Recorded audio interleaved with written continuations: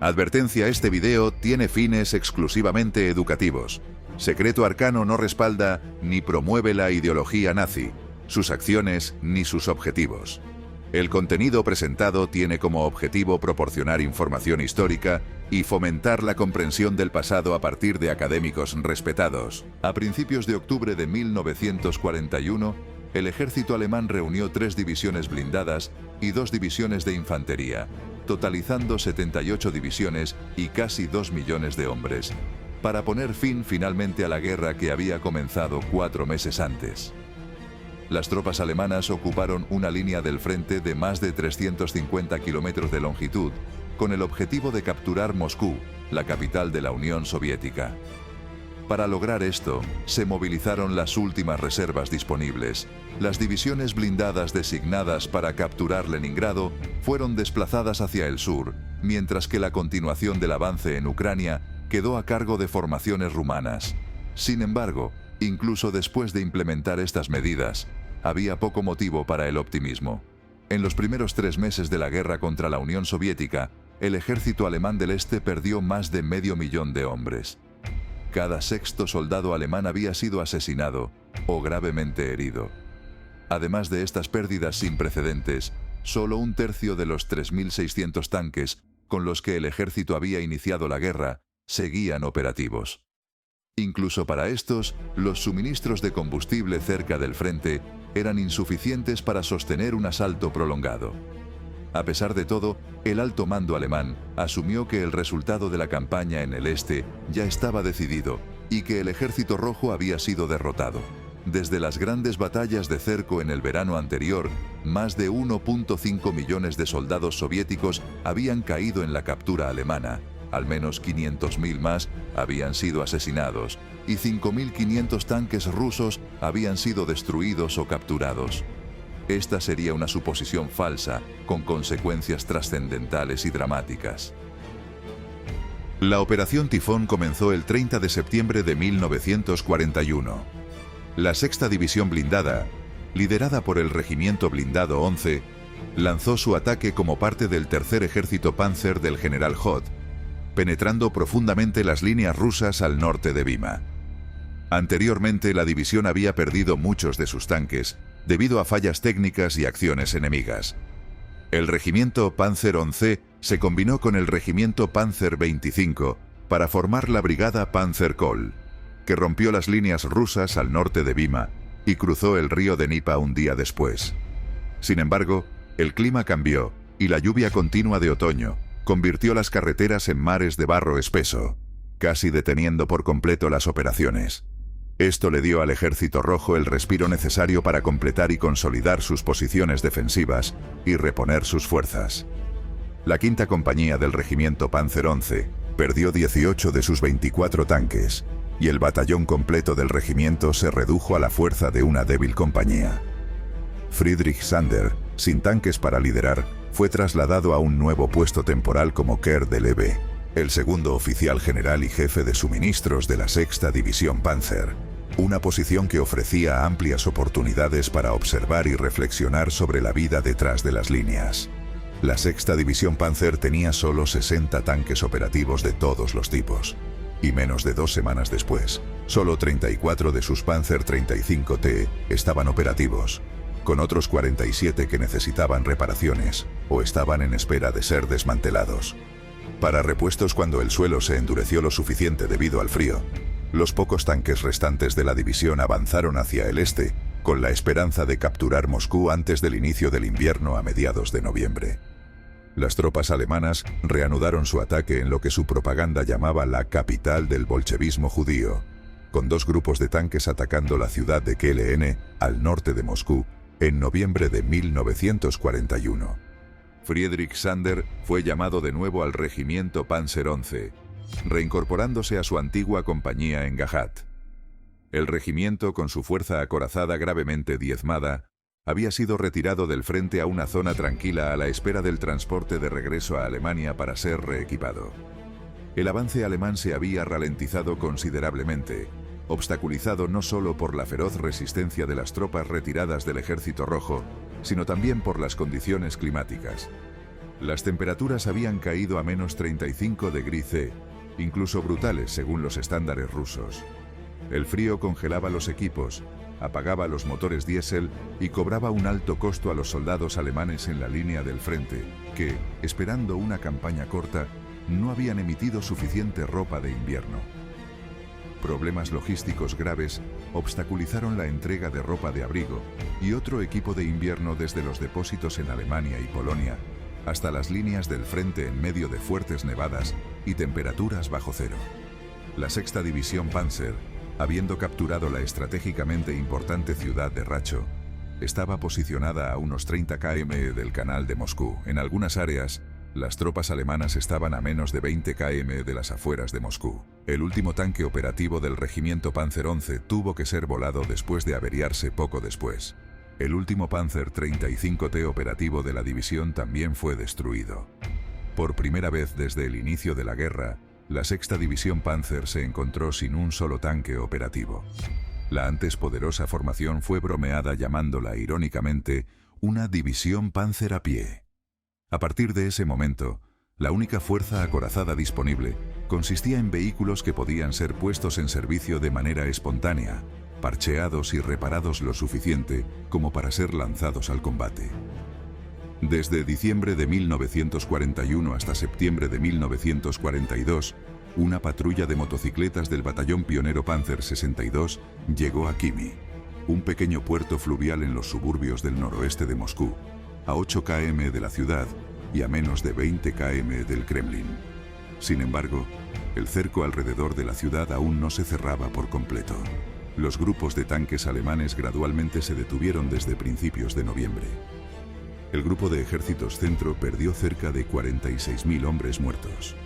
Las esperanzas de los hombres del regimiento Panzer 11 de reunirse pronto con sus familias se desvanecieron. Ante la grave escasez de personal, se ordenó al regimiento formar un batallón de infantería para asegurar y defender las líneas traseras, liberando así a las unidades regulares de infantería para el servicio en la primera línea.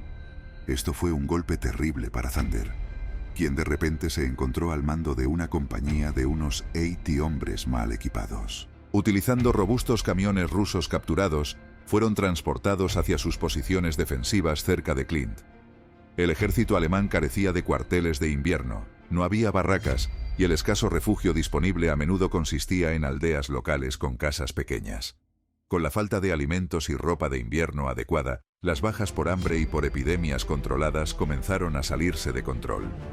Algunos regimientos, una vez con fuerza de 3.000 hombres, se redujeron a una fuerza de combate de 500 hombres o menos. La ofensiva Wehrmacht se había detenido, pero la inteligencia alemana aún estimaba erróneamente que las fuerzas soviéticas estaban quebradas, sin reservas, y que Stalin no podía lanzar un contraataque. Esta estimación resultaría catastróficamente incorrecta.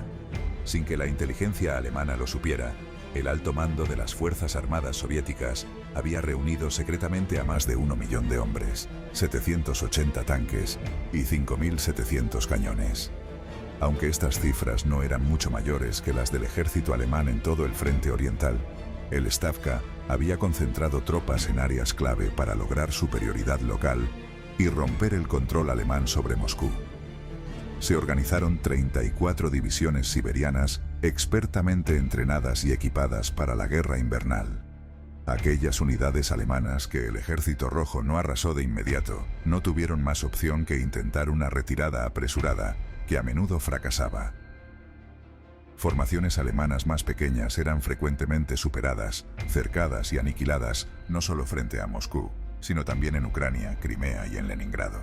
La fuerza de la ofensiva rusa empujó a las unidades del grupo de ejércitos centro a una retirada rápida. Para obstaculizar el avance rápido de las tropas del Ejército Rojo y frenar su progreso, los alemanes en retirada recurrieron a tácticas de tierra quemada. En algunas áreas, aldeas enteras fueron incendiadas y en algunos casos, la población local fue expulsada hacia la tierra de nadie entre las fuerzas enfrentadas para obstaculizar el avance soviético. En otros lugares, los habitantes simpáticos a la causa alemana se les permitió evacuar a lugares menos importantes con sus pertenencias. Esta estrategia logró sus objetivos militares, pero en las temperaturas gélidas, La pérdida de sus hogares fue equivalente a una sentencia de muerte para muchos lugareños. Por primera vez, la violencia y brutalidad contra personas inocentes, incluyendo ancianos, mujeres y niños, comenzaron a perturbar incluso a un individuo endurecido como Friedrich Sander, cuyos escritos durante este periodo se volvieron cada vez más oscuros y sombríos. Las tropas alemanas, al darse cuenta de que Moscú no podía ser capturada en un impulso final, estaban no solo físicamente sino también mentalmente agotadas. Se abandonaron y destruyeron pesados equipos y vehículos. Muchos soldados alemanes perdieron completamente la fe en su liderazgo militar, lo que llevó a la liberación de energías darwinistas sociales que resultaron en un aumento de la violencia y el crimen. Los molestos prisioneros de guerra a menudo eran ejecutados, civiles eran saqueados y expulsados, y sus medios de subsistencia eran destruidos. Adolf Hitler emitió su infame orden de alto, prohibiendo estrictamente cualquier retirada adicional, a menos que fuera aprobada por él mismo. Esta solución general basada en preceptos ideológicos obstaculizó enormemente la flexibilidad del grupo de ejércitos centro para responder y causó un gran resentimiento entre los comandantes alemanes, quienes a partir de entonces tuvieron que encontrar formas creativas de oponerse y superar la peligrosa orden del alto, desafiando deliberadamente la suposición de Hitler de que el requisito principal para mantener una posición era. La férrea voluntad de hacerlo llevó a Sander y a un pequeño grupo de hombres bajo su mando a llegar a la relativa seguridad temporal de Shakovskaya, después de cubrir una distancia de más de 110 km, en una retirada combativa a través del hielo y la nieve en la víspera de Año Nuevo. Sander y sus hombres se enfrentaron inesperadamente a otro ataque del Ejército Rojo, lo que resultó en una retirada adicional en duras condiciones. Por primera vez desde el inicio de la campaña, el diario de Sander quedó en silencio, excepto por unas pocas palabras apresuradas en su libreta. Semanas después, reflexionó brevemente sobre ese periodo en el que él y sus hombres estaban indefensos contra el embate de los pesados tanques rusos, mencionando los nombres de amigos perdidos en la batalla y camaradas heridos dejados atrás en la nieve. Relató cómo él y unos pocos camaradas apenas lograron salvar sus propias vidas. Sin embargo, la gran contraofensiva rusa resultó ser, en el mejor de los casos, una victoria insignificante. Aunque logró alejar aún más al ejército alemán de Moscú, el Ejército Rojo solo logró recapturar el 7% del territorio conquistado por los alemanes en los meses anteriores.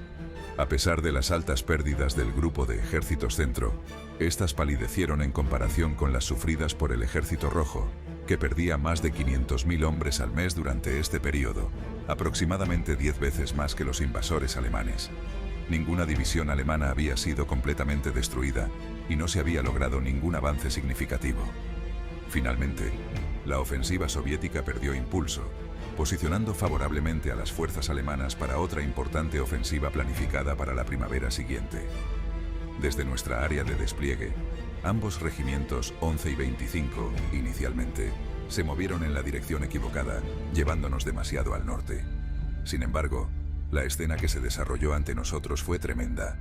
Cientos de tanques atacaron y avanzaron por la llanura abierta. Las explosiones de proyectiles detonaban a nuestro alrededor, obligándonos a agacharnos y cerrar las escotillas, mientras avanzábamos sobre la primera línea de posiciones enemigas ya recorrida por nuestra infantería.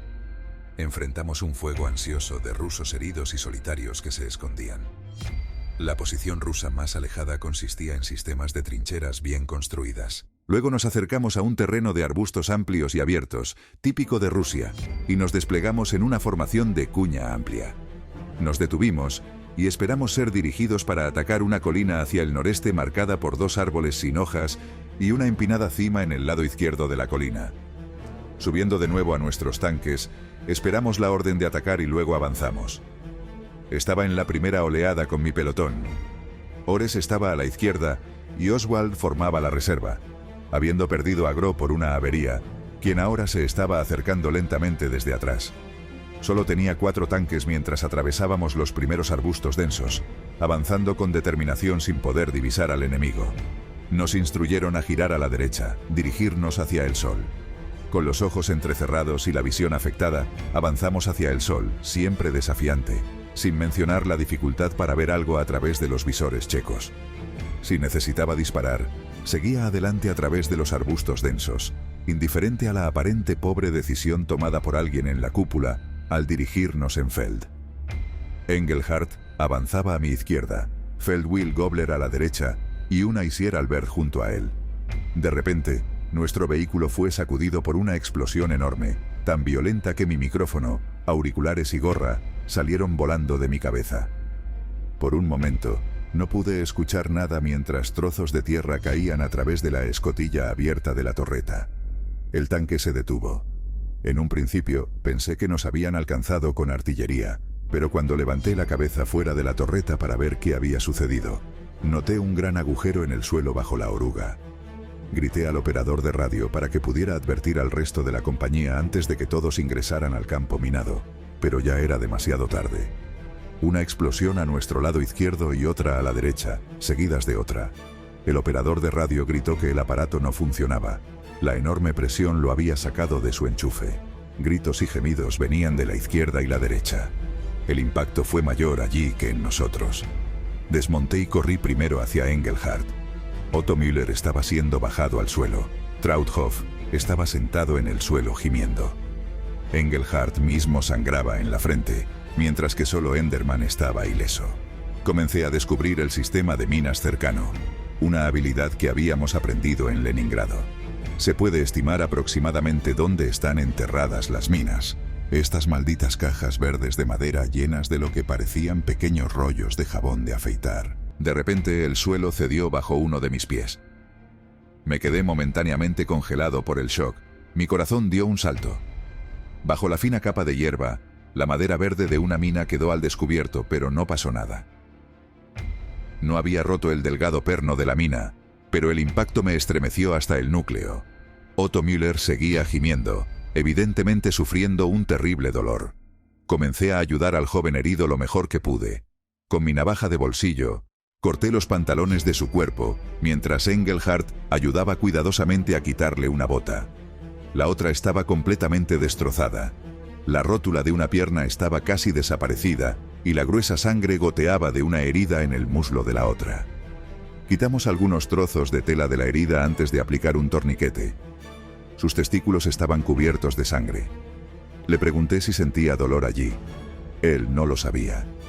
Al examinarlo, parecía tener hematomas significativos, pero por lo demás, todo parecía intacto. Afortunadamente, la pierna de Trauthoff estaba hinchándose considerablemente. No era mortal, así que planeamos revisarlo más tarde. Primero necesitábamos ayudar a Gobler, que aún estaba en su vehículo. Mientras nos dirigíamos hacia allí, descubrí algunas minas más para evitar más accidentes. Al lado de la oruga derecha de mi vehículo, otra mina estaba ligeramente deprimida. Mi corazón latía rápido mientras quitaba la cubierta de hierba. Tenía que hacerlo. Sartz Mosler ya estaba atendiendo el vehículo de Gerk. La mina no había ejercido su fuerza lateral como con el nuestro, volando una oruga y un rodillo. En cambio, había chocado en la parte inferior del casco con la escotilla del suelo, causando estragos en el interior. Logramos sacar a Gobler vivo, pero ambas piernas estaban gravemente destrozadas. El cirujano y yo aplicamos torniquetes. Sus piernas apenas estaban unidas a su cuerpo, sostenidas solo por finas tiras de tendón y carne. Gobler deliraba de dolor, cantando en voz entrecortada sin poder vernos más. Su ojo izquierdo se había puesto pide y perdió su color, mientras el nervio del derecho parecía dañado por una astilla en su ceja. Con un cuchillo y unas tijeras, el médico y yo cortamos los restos de sus pantalones para aplicarle torniquetes de goma. El médico quería seguir adelante y seguir al regimiento, indicándome que llamara a Oberarzt Männer y a un vehículo blindado a través de la radio Kfig. El oficial ordenado llegó con su vehículo, tratando de ayudar lo mejor que pudo. Todos los tanques de Upton 65 y yo que pasábamos no teníamos conexión o solo podíamos comunicarnos con la compañía. Envié a 2 de mis hombres, Wilhelm Müller y Tutas, a la carretera principal para interceptar y traer de vuelta un Sanka. Mosler ni siquiera tenía una camilla consigo. Vestí la herida en la cabeza de Gobler. Korter, que tenía una lesión en el brazo, también estaba con nosotros. Utilizando 2 palos de madera encontrados en el borde del campo minado y un cuadrado de tienda rusa, improvisé una camilla para Gobbler. Con cuidado, lo colocamos en ella y lo llevamos a un camino de la granja por donde pasaban nuestros tanques. Su rostro se estaba volviendo amarillo, indicando que probablemente no sobreviviría. Luego dirigí mi atención a Overholtz. Aún estaba en el asiento del conductor de su tanque, incapaz de moverse y se negaba rotundamente a ser tocado, insistiendo en quedarse en el tanque. Sin embargo, 2 hombres lo levantaron cuidadosamente. Su columna vertebral estaba rota y estaba completamente paralizado. Apenas podía hablar. Colocamos un abrigo enrollado bajo su cabeza. Sus solicitudes sobre la posición de su cabeza eran angustiosas. Abrumado, verifiqué rápidamente a Band dentro del tanque. Mis nervios estaban al límite. Quería gritar para liberar la tensión. Cerca, Untereiser Albert descubrió una caja de cartuchos llena de explosivos enterrada como una mina. Era un trabajo peligroso y frustrante con el riesgo constante de activar una mina. Müller y Tutas regresaron con camillas. Para entonces, el sufrimiento de Gobbler había terminado. Estaba muerto. Cubrimos su cuerpo desfigurado con un cuadrado de tienda rusa y colocamos a Otto Müller en una camilla. Su cuerpo temblaba incontrolablemente, un síntoma de pérdida de sangre.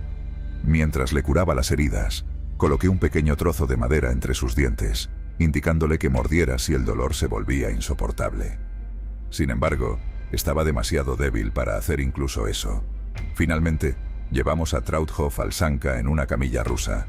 En el camino, pisé otra mina justo al lado del tanque de Engelhardt. Después de llevar a todos los heridos al Sanka, que no podía acercarse a menos de 500 metros, comenzamos a extraer el cuerpo de Vegan del tanque. El sufrimiento del muchacho debe haber sido breve. La vida probablemente abandonó su cuerpo completamente destruido al instante. Little Zimmerman colocó un cinturón de recuperación alrededor de los restos de Vegan, pero luchábamos para sacarlo, ya que sus pies estaban atrapados. Tuve que usar un pico del tanque para liberar el cuerpo destrozado. La batería se había encajado en su abdomen inferior. Un pie estaba atrapado entre cajas de municiones de madera. Su cuerpo estaba desgarrado y la carne colgaba de su pierna. El hedor de la sangre cálida se mezclaba con el ácido de la batería. Todo lo que tocaba estaba resbaladizo de sangre y su cabeza estaba aplastada. Me hizo reflexionar amargamente sobre la noción de una muerte heroica. Esta guerra no era más que horror. No había nada hermoso ni grandioso en ella, solo la fría y dura necesidad, la maldita obligación y el deber, y la idea de un Reich superior y la seguridad de nuestras familias en casa. Esto, por supuesto, es muy diferente de las perspectivas de aquellos seguros detrás de escritorios, lejos de balas silbantes y explosiones. ¿Hay realmente alguna muerte más dulce que morir enfrentándose al enemigo? De repente, apareció Vetter, y Müller había reparado la radio, estableciendo una conexión con Hiller. Informé a Hiller que regresaría con el tanque de Beda. Paul salió y se quedó con mi tripulación mientras tomaba el mando del tanque de Beda. Después de cargar mis cosas y cambiar la radio, seguí al regimiento. Despedirme de mis hombres fue increíblemente difícil. Di un último saludo a los 2 camaradas caídos, cubiertos con cuadrados de tienda en la carretera, y luego seguí al regimiento tarareando la primera estrofa del Panzerlied. En la noche alcanzamos al resto de la compañía. La mayoría ya había cruzado el Kokosh, y la impresionante cantidad de tropas presentes era impresionante. Atravesamos las posiciones de artillería rusas justo antes de llegar al Kokosop. Manhagaman se acercó a nosotros, y para mi sorpresa, vi el tanque de Ice. Feldwheel, Ice está en el tanque. Le dispararon en la cabeza, gritó Cervas. Subí rápidamente al otro tanque para verificar a Ice. Estaba arrodillado dentro del compartimento de combate. Su cabeza sangrante vendada descansaba contra una caja de municiones de ametralladora, apoyada por uno de los hombres. Ores no podía hablar. Su laringe también había resultado herida. Rodamos a través de las líneas exteriores de la infantería y cruzamos el Kokosh a través de un vado. Pronto estaba de vuelta con mi unidad y tomé el mando del tercer pelotón, que incluía tripulaciones de Frolich, Kron y Juna, sumando 4 tanques. Cerca había un cañón de 15 cm con su tractor de remolque quemado. Algunos hombres estaban manipulando la recámara, lo que les valió una reprimenda severa de mi parte. Recordé una situación similar en Tusa, Lituania. donde un cañón de artillería ruso cargado y sin supervisión disparó inesperadamente. La fuerza de una explosión de ese calibre es tremenda. Un grupo de infantes que avanzaba de repente fue atacado desde unos pozos de zorro cerca de la calle, a menos de 20 metros de nosotros. Después de lanzar una granada de mano en uno de los hoyos, 5 soldados salieron. Uno de ellos, con un pie arrancado por la granada, fue abatido por la infantería. Nuestra tripulación de panza también quería disparar contra los rusos restantes, pero logré detenerlos. En ese momento, un escuadrón de Stukas voló sobre nosotros y se zambulló justo delante de nosotros. Nuestras tropas dispararon bengalas blancas y encendieron cargas de humo amarillo, pero el piloto aún soltó sus bombas. Nuestros soldados de infantería, confundiéndolos con rusos, abrieron fuego contra los Stukas mientras desaparecían. Aviones rusos Curtiss aparecieron. Yo estaba sentado en la torreta escribiendo en mi diario cuando las rondas explosivas detonaron entre nuestros vehículos, creando caos durante la noche. Nuestro avance continuó por una nueva carretera ancha. En Baagua, establecimos una defensa completa mientras el cielo estaba iluminado por 4 aldeas ardiendo bajo asalto de artillería. Un poco más lejos, un depósito de municiones explotó. El ataque está en marcha. Si nuestro regimiento hermano no encuentra resistencia en los bosques cercanos, avanzaremos más allá de Cholm, hacia el Dnipa. Si encuentran resistencia, nos moveremos hacia el bosque a la izquierda. Nuestra Upton está avanzando ahora. Pasé la noche durmiendo en el tanque y me siento bastante renovado, a pesar de que mis nervios están completamente destrozados. Fue increíblemente difícil pasar al tanque de Beda y seguir avanzando. Los elogios de Hiller parecen insignificantes ahora. Aparte del jefe, el único oficial de la compañía que queda es Willem Lope, y él comanda un Panzer IV. Era mi deber y obligación liderar en el frente. Tengo que dejar de lado mis problemas de nervios. A diferencia de Sangen, Meister Nolling, Balm Derman y otros, no puedo reflexionar más sobre esto. Incluso el cirujano del personal, con su EQ-1, se puso pálido y perdió su compostura profesional al ver los cuerpos destrozados. Oberhals, incapaz de moverse con su espalda rota, y Otto Müller, allí tumbado gimiendo y pidiendo un Sanka, rondan mis pensamientos. Espero que Oberhals no sufra más lesiones durante el transporte. Sus nervios también estaban destrozados, pidiéndome constantemente que reposicionara su cabeza. La idea del pobre Weigand me hace llorar de nuevo en esos momentos. Todo lo que uno puede hacer es tomar una respiración profunda y mantener la compostura. Después de esta experiencia, consideraría convertirme en médico después de la guerra si no fuera demasiado mayor. Ayer, al tratar a los heridos permanecí tranquilo, pero más tarde, al ver los tristes restos de mi pelotón y los heridos, no pude evitar llorar. La guerra es increíblemente dura. Estamos en movimiento ahora. Acabo de escribir algunas líneas a mis padres asegurándoles que estoy bien y saludable. ¿Cruzaré el Dnipa hoy? Mientras conducíamos hacia el sur, nos dimos cuenta de que éramos el punto focal del ataque, indicado por el hecho de que la luz de las aldeas ardientes ahora estaba muy detrás de nuestros tanques líderes. Las carreteras estaban en condiciones terribles. Roland es mi conductor, Brun opera la radio, y Miller Dossi es mi artillero. En nuestro camino aquí pasamos sobre una columna de suministros de municiones rusas. Ahora, los caballos de tiro pastan al lado de la carretera. Un grupo de fogoneros que regresaban de un bombardeo voló bajo sobre las copas de los árboles.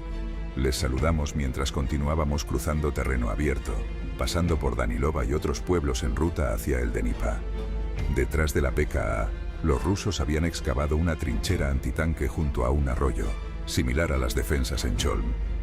La Upton 65 cruzó esta trinchera cerca de Romanik y Veselova, pero pronto se encontró con tanques enemigos informados previamente por nuestros aviadores.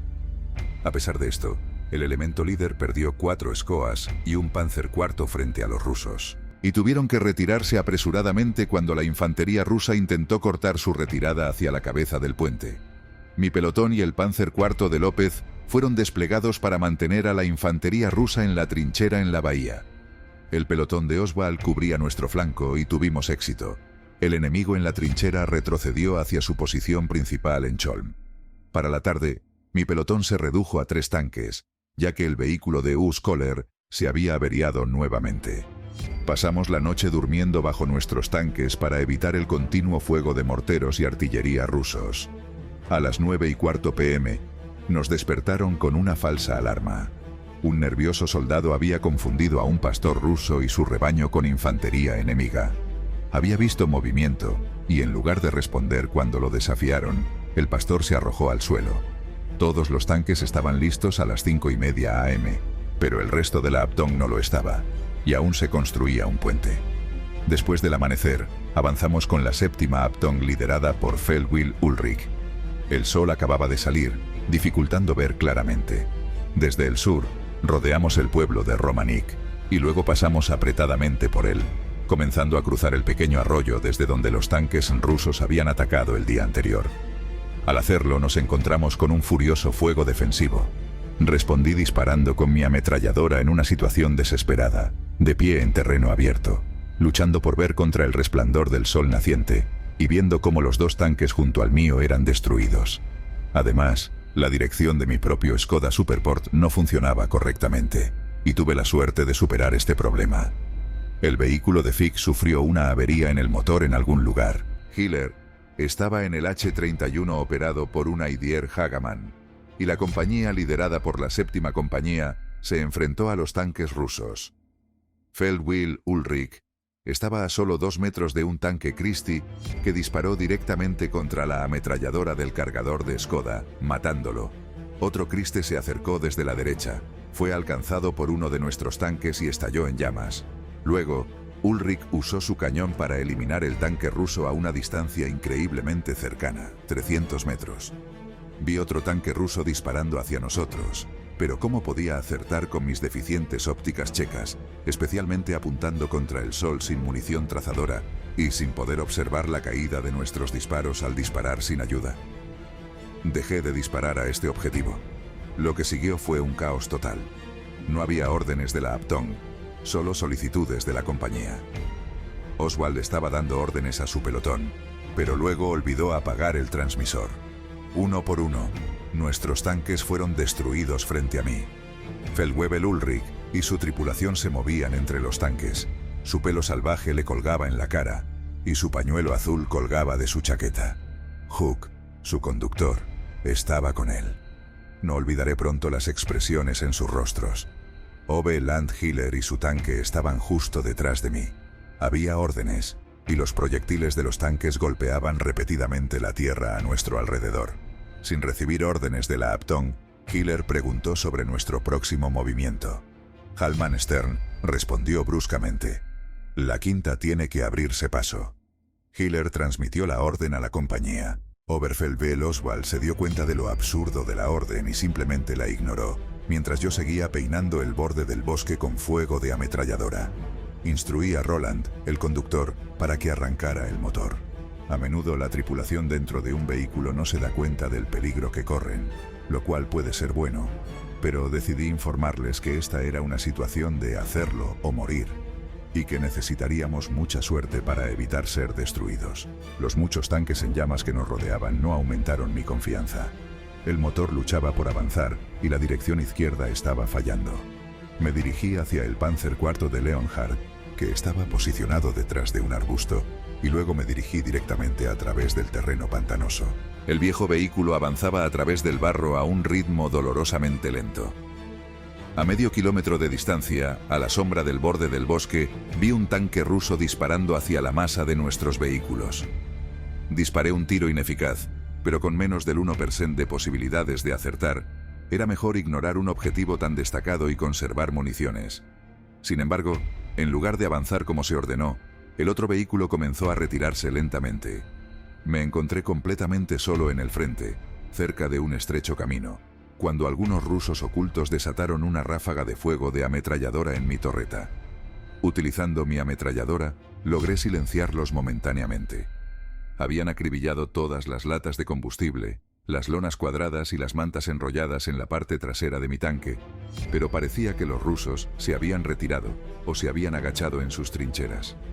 En ese momento, observé mi entorno como un halcón, sin querer encontrarme con granadas de mano o cócteles Molotov en mi posición expuesta. Wilhelm López se dio cuenta de mi situación y junto con su cargador disparó sus ametralladoras en los arbustos junto a mí. Mirando hacia atrás, vi al menos 3 tanques en llamas. Otro tanque ardía en los arbustos junto a mí, con su humo negro flotando a través de la calle. No es una sensación agradable estar en una situación así, pero entonces Hiller llamó ordenándonos retirarnos del enemigo invisible. El dilema era cómo hacerlo con el vehículo problemático en el que yo y mis 3 hombres estábamos, especialmente cuando la ruta era tan traicionera que ni siquiera los otros tanques podían cruzarla avanzando. Estaba furioso, pero una orden es una orden. Ahora dependía del conductor, y especialmente de mí, navegar el vehículo de la mejor manera posible. Entre nosotros y el arbusto donde estaba estacionado el Panzer IV de Leonhardt, se encontraba una gran llanura abierta con fuego ardiendo a ambos lados. Los cañones de 4,7 cm de los rusos perforaban nuestros tanques como si fueran de papel. Hice que Roland subiera a la torreta para explorar la ruta sobre el terreno peligroso. Teníamos que evitar un gran hoyo de agua. Si quedábamos atrapados en él, nadie podría. «Sáquenos», así que comenzamos a retroceder hasta llegar al arbusto donde Leonhardt había posicionado su panza, porque lo habíamos logrado, y no puedo expresar cuánto alivio sentí. Los eventos que siguieron son difíciles de expresar con palabras. Tan pronto como la Panza 4 se movió, hicimos otro avance hacia la retaguardia. Durante esta maniobra, un enemigo invisible disparó algunas balas desde el flanco izquierdo. La situación se volvía desesperada, y el antiguo Skoda luchaba por moverse a través del barro. Era frustrante. Allí estábamos, expuestos, esperando el destino que nos tenía reservado. Uno de los tanques a nuestro lado fue alcanzado por el agresor desconocido. En ese momento, Britt nos llamó para llevar a algunos de los heridos con nosotros hacia la retaguardia. El médico, que había sido herido en el brazo por una astilla de proyectil, corría por allí. Salí del tanque, y Aisier Moher yacía en el suelo con una pierna perdida y la otra gravemente herida. El médico ya le había aplicado torniquetes de goma. Era una escena que conocía demasiado bien. La cara de Mank se había puesto amarilla, señal de que no sobreviviría al transporte. Ups, Walter Beza también estaba allí, con suerte, con solo una pierna llena de astillas. Con Zimmerman, el conductor, asistiéndolo, coloqué a Mer en la cubierta del motor de nuestro tanque. Beza, aún capaz de moverse, subió por sí mismo.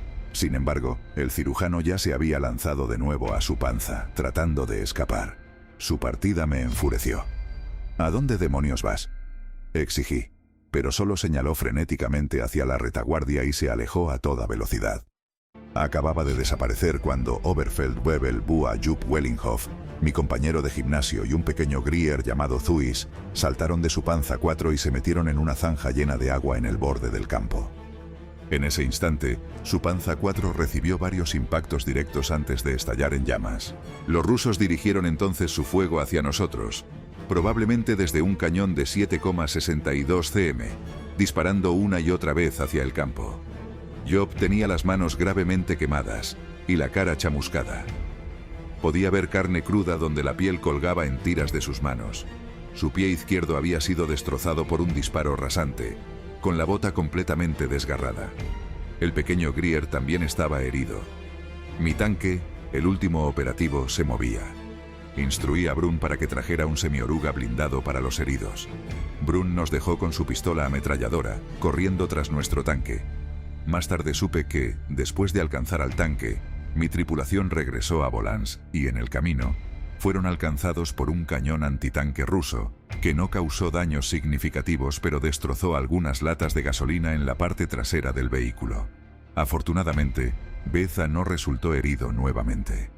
Cuando Brun llegó, se aseguró de que Beza fuera llevado al hospital, y luego se acercó a Hallman Stern solicitando que enviara algunos tanques de regreso para ayudarnos. Sin embargo, esta solicitud fue denegada. Sin desanimarse, Brun decidió regresar para ayudarnos él mismo. Mientras lo hacía, fue visto por Hallman Burgstaller, quien lo envió de inmediato de vuelta al pueblo. Fueron momentos de mala suerte. Mientras tanto, en el campo ahora sembrado con nuestros tanques en llamas, administré primeros auxilios al pequeño Grier. Retiré algunas astillas de tela de la herida en su cadera antes de aplicar un vendaje. Al no haber más vendajes disponibles, utilicé un trozo de cuerda para aplicar un torniquete a la herida que sangraba intensamente de Job Wellinghoff. Oberfeld Rebel Bunza también se quejaba. Se quejaba de una lesión en el pie. Tras una inspección más cercana, descubrí que solo tenía una herida leve en la carne y lo reprendí por hacer tanto alboroto por eso. Para distraerlo le entregué la pistola ametralladora y le instruí que estuviera atento a cualquier infantería rusa que se acercara. En ese momento, la Panza IV explotó. Nos bañó con una lluvia de fragmentos de metal. Dado que la ametralladora de 7,62 seguía disparando, decidí que los tres necesitábamos alejarnos a pie. Jup, a pesar de su pie gravemente herido, logró caminar. Me sorprendió descubrir que Tues, a pesar de una profunda herida en la cadera, aún era bastante ágil. Olvidé mencionar antes que Overa Frertía de Herford, también miembro del equipo de la Panza IV de Boone, y el gran Grier Gruis, de la 7ª compañía, nos habían adelantado en medio del caos desenfrenado. Los envié a ambos, junto con Zimmerman, hacia la retaguardia llevando a Job Wellinghoff bajo mi brazo. Cojeamos juntos hacia Volans. No habíamos avanzado mucho cuando de repente nos vimos bajo fuego de ametralladora desde la izquierda y desde el bosque a nuestra derecha. Nos arrojamos al suelo y continuamos arrastrándonos hacia adelante. Me sorprendió la resistencia de Jup, especialmente teniendo en cuenta sus manos gravemente quemadas que ahora estaban soltando agua sangrienta, por no mencionar su pie gravemente herido. Boone y el pequeño Grier también siguieron nuestro ritmo. Seguimos arrastrándonos y cada vez que alguien levantaba la cabeza, las balas silbaban sobre nosotros. Finalmente, llegamos a una posición a unos 400 metros delante de Valance, que todavía estaba en llamas y humeante. Luego, a unos 300 metros a nuestra izquierda, vi varias figuras con cascos de acero, pero nuestros hombres no llevaban abrigos tan grandes como los de ellos, usando el abrigo de Boone. Usé los prismáticos y confirmé que eran rusos. Una terrible sensación de hundimiento me golpeó el pecho y el estómago al darme cuenta de que estábamos aislados de nuestro regimiento, rodeados. ¡Qué predicamento! Entonces, ¿qué deberíamos hacer en nuestra situación desesperada? Nosotros cuatro decidimos mantenernos bajos y esperar. Escudriñé los alrededores con los prismáticos. Los rusos estaban dispersos en línea, bloqueando nuestra ruta, especialmente hacia la derecha. La artillería rusa disparaba en una zona aún más a la derecha, indicando que aún estábamos en nuestro territorio,